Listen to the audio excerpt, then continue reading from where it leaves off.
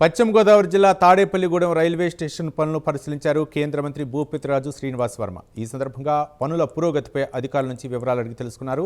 Tadepalligudem railway station సమగ్రాభివృద్ధి పనులకు కేంద్ర ప్రభుత్వం ప్రత్యేక ప్రాధాన్యత ఇస్తుందని తెలిపారు. తాడేపల్లిగూడెం రైల్వే స్టేషన్ అభివృద్ధికి కేంద్ర ప్రభుత్వం సుమారు 70 కోట్ల రూపాయలకు పైగా నిధులు మంజూరు చేస్తుందని తెలిపారు.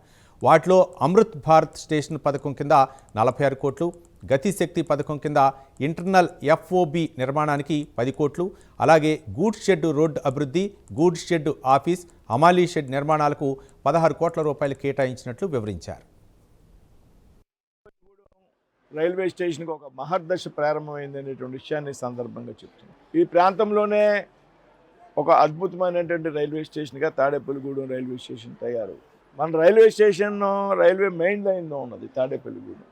ఏదైతే అమృత్ భారత్ స్టేషన్స్ కింద మొట్టమొదటిసారి 25 కోట్లు మంజూరు అయితే, మళ్ళీ గత సంవత్సరం మనం మరొక 18 కోట్లు మంజూరు చేయించాం. మళ్ళీ దాంతోపాటు ఏదైతే FOB ఉన్నదో, అంటే రైల్వే స్టేషన్ ఇక్కడ ఉన్నటువంటి భౌగోళిక పరిస్థితి దృష్ట్యా రైల్వే స్టేషన్ బయట నుంచి అవతల పక్కకి వెళ్ళడానికి ప్లాట్ఫామ్ నుంచి ప్లాట్ఫామ్స్కి అప్రోచ్ ఉండదు, దానికి ఒక 10 కోట్లు.